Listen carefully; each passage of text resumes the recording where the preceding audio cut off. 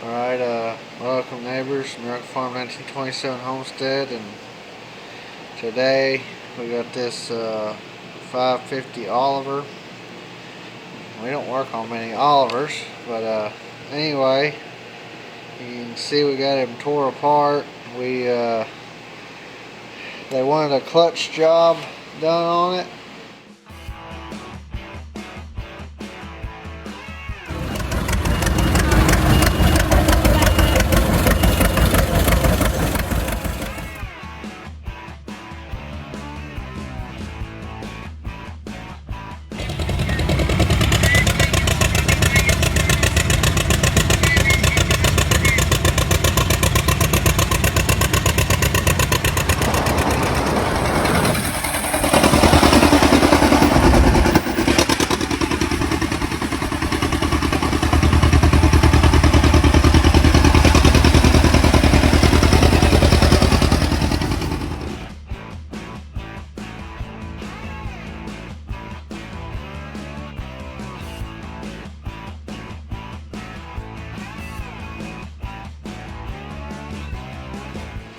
Because the clutch is slipping pretty bad, and so we said might as well, while I was in here, he was having problems with his PTO lever. So here's your lever right here. It will activate your PTO, and what it does, I'll show you that in a minute, but turns this shaft right here. So and there's a clutch pack that sits right here, and something is binding or something on it, and so we're trying to get that figured out. But this is your transmission shaft, and then over the top of this would be your PTO shaft, and it's got a gear that runs down to here. To this, it's connected to this gear, and this is the actual PTO shaft. So this is two separate pieces right here, and so your disc pack pretty much connects these two. This gear right here connects to this shaft, and this shaft is a one piece all the way to the back of the tractor, where your PTO shaft is. So anyway, I'm gonna show y'all a little bit about that. We're also we got a nice kit, and so we're putting all our seals in all the way, just going ahead and putting all the seals in, because you have to take the disc pack off to put any of these seals in. So might as well, while we're rebuilding the disc pack, to put all these seals in. And flywheel looks pretty good. We're not going to mess with it. The big problem, what happened, is the pressure plate. The clutch disc actually isn't that wore, but the pressure plate wasn't doing its job and putting pressure. That's what the purpose of a pressure plate is, to put pressure. Wasn't doing its job properly, and it smoked the clutch, and it glazed it really bad. See, it's not too wore out, but you can see that glaze. It wouldn't have lasted much longer. The pins are about the pins are showing pretty bad, so it wouldn't lasted too much longer, but it just, you can see how shiny it is. It burned it whenever it started slipping. So that pressure plate is junk. So there's the top cover, and there's your steering column. You got to take that off to get to this disc pack. It's not a terrible job, just a lot of things have to come off. It was pretty easy to split. Not the easiest thing you could imagine to split, but it's taken a lot of time, because we're not too familiar with this disc pack stuff, but we're getting it. It's a pretty simple. It's pretty simple. It just has a detent where it packs those discs together, and it, you know, it's nothing too serious. There's a couple of these big nuts, and you can see how fine a thread that is. And there's a locking tab that goes into these. I'm not sure if it's this one. I don't think it's this one, but anyway, there's a locking tab, and so every time you turn it, you gotta take that locking tab, push it back, and it's really fine threads. So that took a while, and we're messing Daddy's over there. We're trying to get the outer sleeve shaft for the PTO. It has a pin bearing that rides right here, and when we took it apart, the pin bearing fell to pieces, and Daddy was worried about it, but they sent a new pin bearing in the kit. So they pretty much knew that was going to happen when you take that outer sleeve off.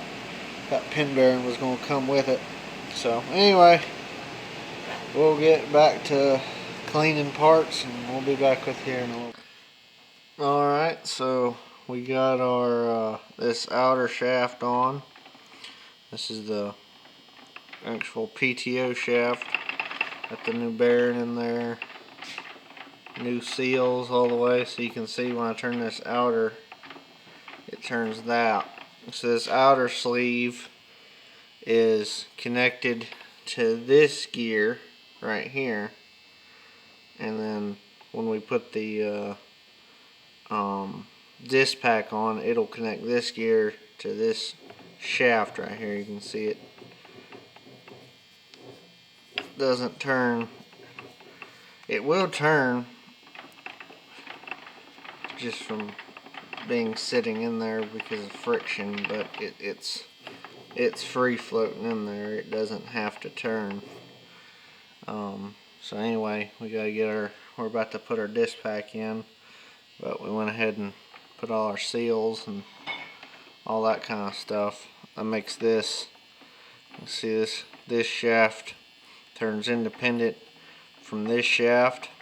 So that's what makes it a live PTO, is it'll stop your transmission shaft, but it'll keep turning this shaft, making it live power.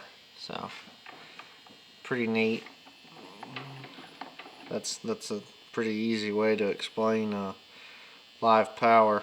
People that don't know, it's got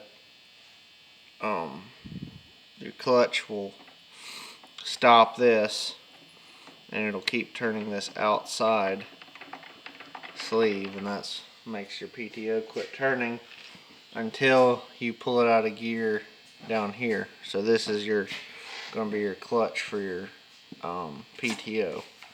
So anyway, we're about to put it in here in a second. Alright, Daddy's sliding the collar on. That's what the disc and everything sit inside of. It's got splines. I don't know. It's got to get up in the seal. The thing, it actually has to seal off on it too. But you can see there's splines in there to hold the disc. So we'll get the disc in there in a little bit. Alright, so here is your packings of your disc pack. You got 4 of these little plates, little friction plates, and you got your actual surfaces, your little clutch discs. And so you got these teeth on the outside that'll slide in there, and the actual collar.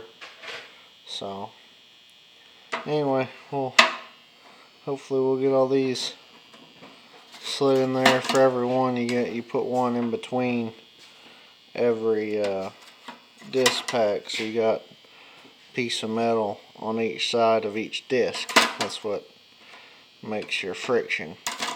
So this is kind of like your I guess it'd be your hub. So what it does is these discs connect you to the collar with their splines, and then these discs connect you to this hub. So when they pack together, it makes this hub turn, and that's what you see. The splines is the same as that, as your shaft going all the way back to the PTO. So it's basically, you'd put a disc on, and then one of these, let me get it on there, and then so when it packs it together, it makes this connect with the hub, so it makes the whole hub turn. So when it starts just floating, these are just turning like that, and that's what makes your PTO engage. So it's got a little throw out bearing assembly that we'll be putting on last, and that's what actually does the packing, but this is what we're getting on now.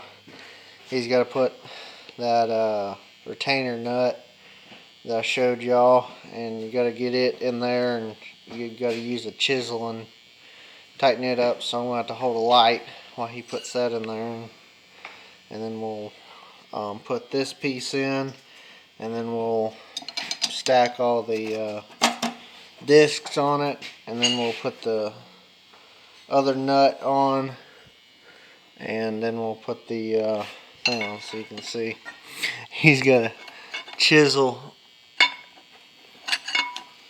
that tight. So I'm gonna have to hold the transmission, so I gotta put the camera down.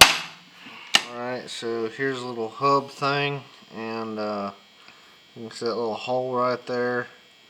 That's what little Allen screw goes in there, and then that locks to the shaft. So you can show the little down there. Yeah. Look, there's a little divot right there. That's where the Allen screw locks in, and so that's what locks it to the shaft. Besides the splines, that keeps it from moving it back and forth, and the splines keep it going the other way. I'm on Buffy's. Alright. So anyway, it's going to go on that little shaft, and that's going to show you what it does. Again, so this shaft is going to move free from that hub. So when this turns, I'm turning that hub, it's going to be not moving this shaft until it's engaged, and when it's engaged, that hub in there is going to be what's turning. So anyway, we're getting it. He's got to clean that up, and we're going to lock that hub down, and then we'll start packing the disc. Alright, we got our hub on, and then Daddy's going to put the discs in. It's going to be kind of difficult. Alright, I'm going to hold the flashlight so you can see in there. There you go. Okay, got one plate in.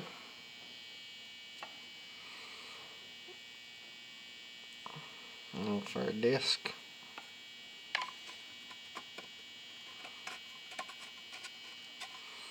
Yep, disc in.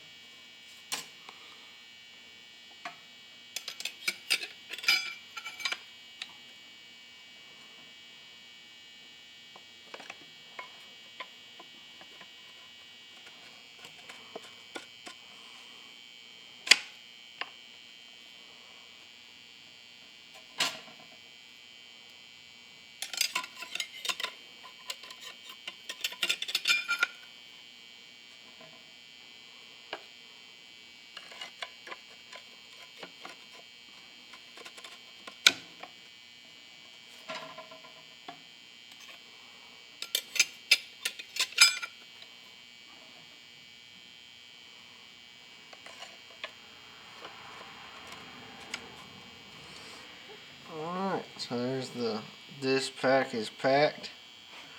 So now we gotta get the throw out bearing assembly on there and see what we can do with it. That funky thing Dad is holding is the actuator, and it's going to be a lovely thing to get on there, because in the middle there is a nut, and it goes on them very, very fine, I don't know if you can see them, very fine threads, and it's got like a spring that locks the threads in them little grooves. So it's just gonna